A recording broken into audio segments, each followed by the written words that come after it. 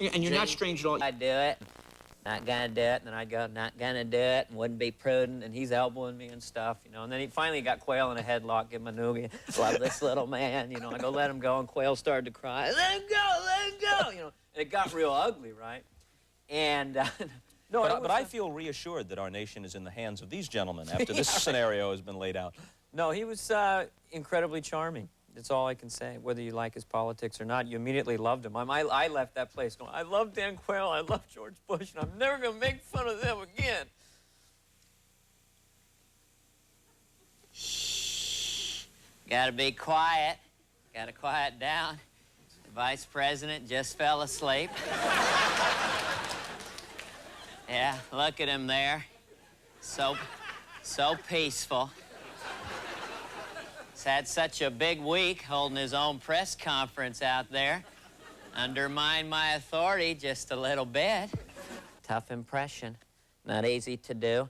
Very hard to do that with your voice. Just try it. Oh, I wouldn't even begin to try it, Dana. In the presence of an artist such as yourself.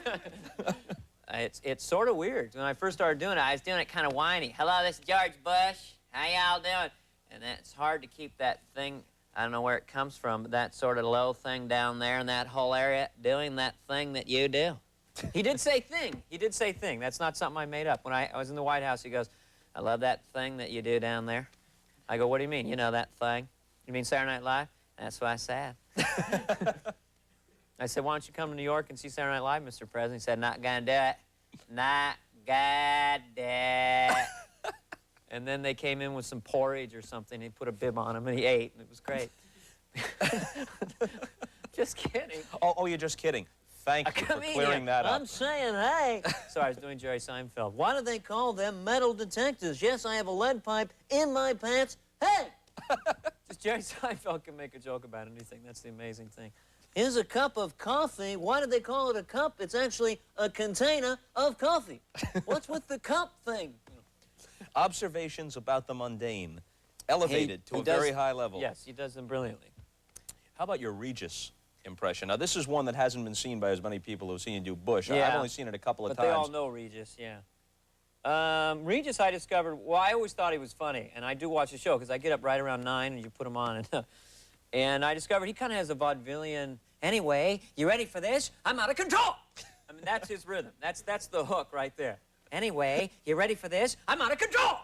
And everything will go to that. I mean, that's his comic lick. He kind of jumps out of the seat as if there's a mild ejector button, one that isn't going to get him all the way to the ceiling. Up, yeah.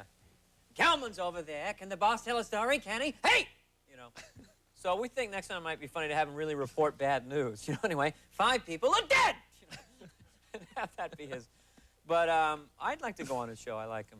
Enough with the Gifford, you know, the Kathy Lee thing and stuff. So. But he's been great about it. He's called me, and he's a very nice guy. He thinks it's funny, and yeah, so it's great. You know, that was kind of a neat thing. Regis is always put upon. That's his hook. Some, not a terrible tragedy, but some annoyance befalls Regis at almost any moment. He is always being dissed. Right. That he's not as important, you know, and you know, our ratings are not what they could be. You know, that kind of thing. Or Kathy Lee bugs him with the Gifford thing again with the Frank. You know Frank Gifford? Very well. Again, with the Gifford. Anyway, do you love him?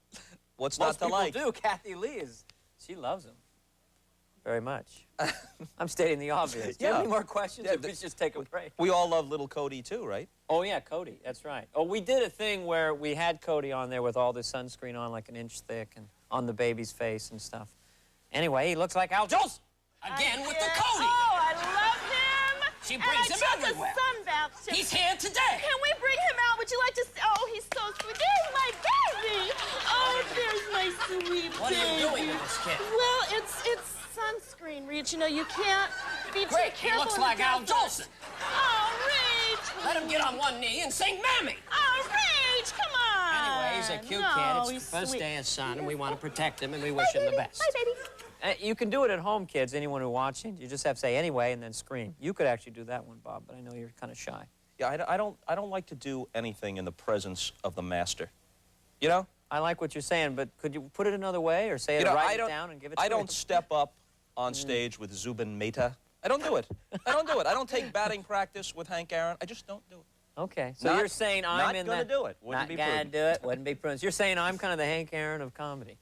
Of this little... me blown away. Of this branch of the comedy tree, you are the... I'm a little tingly all over, and I feel a little tear coming on. I might have to get a hanky and cry. No, that's very nice, Bob. Stop with this maudlin stuff. Man. Stop. I love you. Has Casey Kasem gotten his due? What a segue. Oh, my God. Because I sit around and wonder whether Casey Kasem has gotten his due, and perhaps you can clear it up for me. Casey Kasem was on an airplane with me, came up, was wearing a white sweatsuit. I love people on planes who wear matching sweatsuits, you know. He had the collar up. He says, "You're Dana Carvey. You do me better than I do me. If there wasn't a me, there'd be a you doing me. Helter skelter, ba-na-na-na-na-na-na. Helter skelter, ba-na-na-na-na-na-na. Boing." Casey hopes you'll enjoy this album of his favorite Beatles songs. We think you'll agree they're fab. I am the Eggman. They are the Eggman. I am the walrus. Hoo-coo-ca-choo, ca-coo-ca-choo, ca-coo-ca-choo. I'm Casey Kasem. I go, I know, you just introduced yourself. And then that night I went home and I had a nightmare about Casey. And in my dream, I'm walking into the kitchen and Casey's there, nude with a butcher knife. You know how weird your dreams can get. And I go, "Casey, what are you doing?" He goes, "Shut your lousy stinking mouth. Shut your mouth or I'll shut it for you. I'll cut you open like a 2-pound trout and it won't feel very good. I'm Casey Kasem." Then I woke up drenched in sweat in the fetal position on the kitchen floor. And I stood up and I saw myself in the microwave, the reflection. I started doing the church lady randomly. And then my wife just shook me. We went out for breakfast and I'm here now. Haven't we all had that experience? Good comeback. I'm sorry, am I rambling? You ever notice? I never have coffee during the day. I really don't. I'm a breakfast... Well, it's 10 minutes to 2 in the morning. Really? Don't you hate people who have a drink of liquid and are like orgasmic about it, like at a picnic? Excuse me, I'm just really thirsty.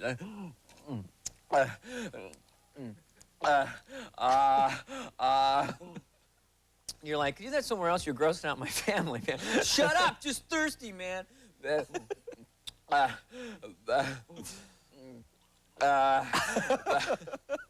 Sorry, we're scraping the bottom of the barrel, folks.